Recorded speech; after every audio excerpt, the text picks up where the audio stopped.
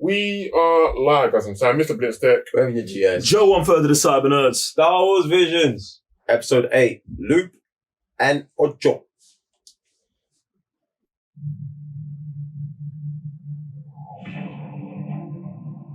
Okay.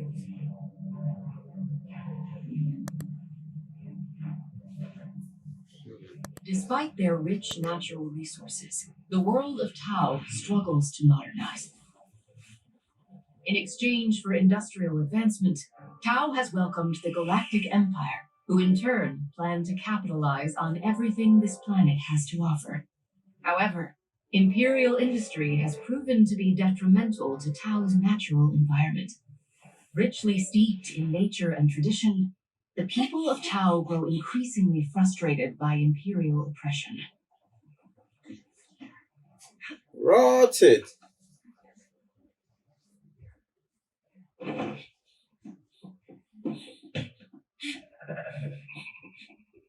So pineapple. So you're one of the Empire's laborers. You managed to escape. Where are your mother and father? My mother and father aren't around anymore. Oh, hey! You can join our family. We have lots of food. You can eat as much as you want. Ocho, you cannot say these things out loud, and certainly not to a strange child from another planet. Leave the poor thing alone. Yeah?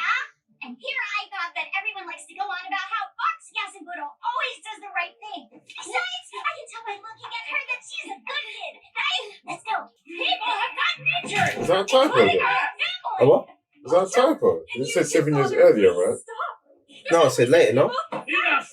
This is I a read problem later. for the head of the family. You should remain silent. Then allow me to make myself clear as the next head of family. Papa, your stubborn opposition to development is just wrong. We need the Empire to provide growth and prosperity for our future. We lived a long time without any assistance from the Republic. Why would we need to change things now? Why throw ourselves at their feet? They continue their military buildup. But what happens if they turn this planet into a war zone? You want to lead this family? Then you should want to drive them out. Not looking at the bigger picture. Without the help of the Empire, whether there's war or no war, we will have no chance to make any progress. The Empire provides for us and offers support. We should be grateful. What they're providing isn't support. It's just a diplomatic way of saying they're taking over. Why can't you at least try to understand? Sorry, boss, gotta run. Hey, why are you running away?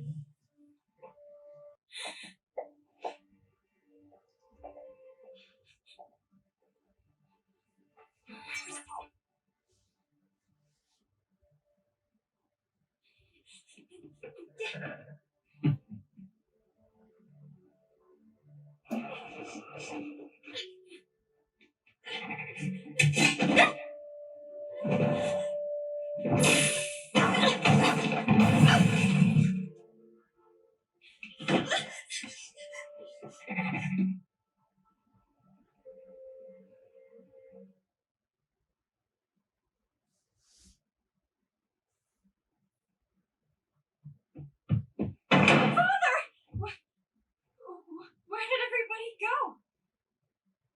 Most of them up and ran away. What you see is what's left. Bunch of cowards, every single one of them. They asked for leave before they left. Where's Ocho?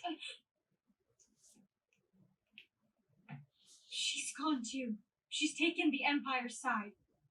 They asked her to try to talk you out of what they called terrorist plans.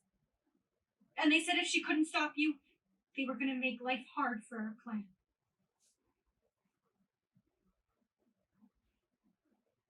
The thing is, I care about this planet, Father, and I want to protect it just as much as you. It's my home. You and Ocho were good to me. I want the three of us to live together again. I mean, I want to put a stop to the Empire's oppression. And I want Ocho to come home too. So, Father, lend me your strength.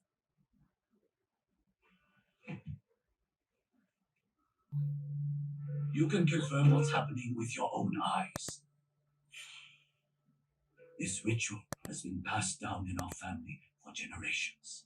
Hundreds of years ago now, There was a great warrior called a Jedi who came to this planet and died here. But first, he entrusted this treasured sword to our ancestor. Through his teachings, this ancestor was taught how to wield the blade. And ever since, both it and those techniques have been passed down for generations. We're a proud family. This sword is both a symbol and proof of our unwavering resolve. I want you to understand that. All right. Now do exactly what I tell you. This ancient weapon represents the bond between parent and child in our family. Just remember, both you and Ocho, no matter what, you will always be my daughters. Okay, now stay here. Everything will be all right. I'm just going to need her. Wait for us here. It won't be long. I know that Ocho loves you, Father. She told me so herself. I'm glad to hear that.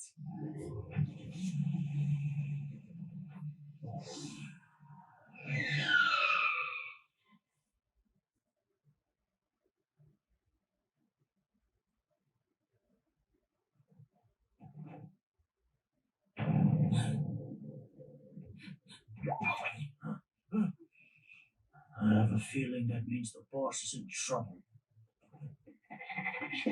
That's not a bad feeling.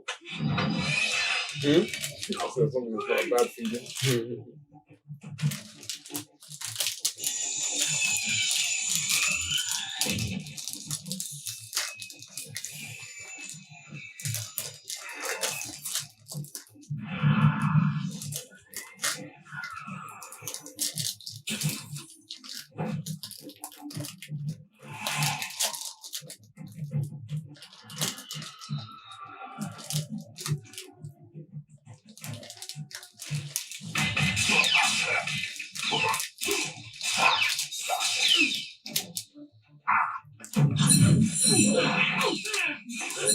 I'm good. Stop, Ocho! I can't bear fighting you! I am your father! I'm sorry, but you don't understand. Yes, I do. And I have since the first time I looked into your eyes. I'm your father and you're my little girl! Now please just come home!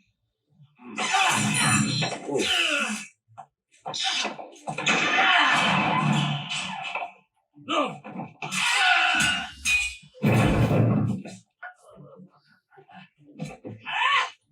I'm sorry, Papa. This isn't how I wanted this to happen.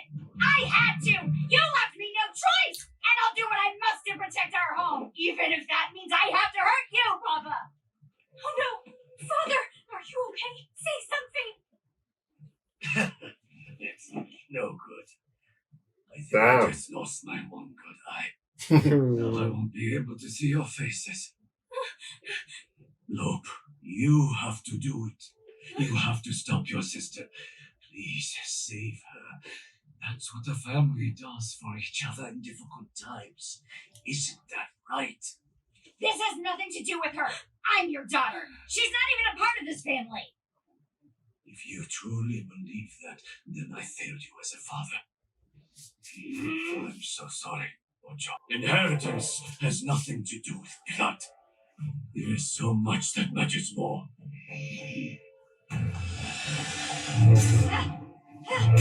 Don't be ridiculous. I won't allow it.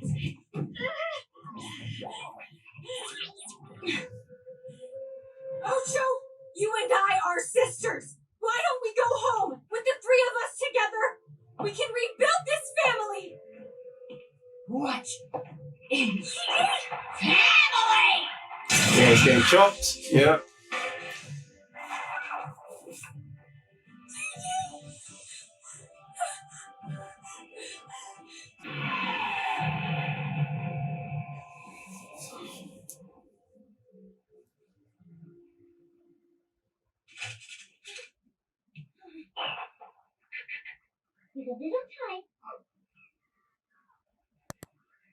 We're gonna become a proper family.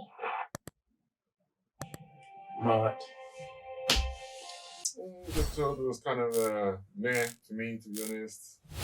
Apart from the whole story about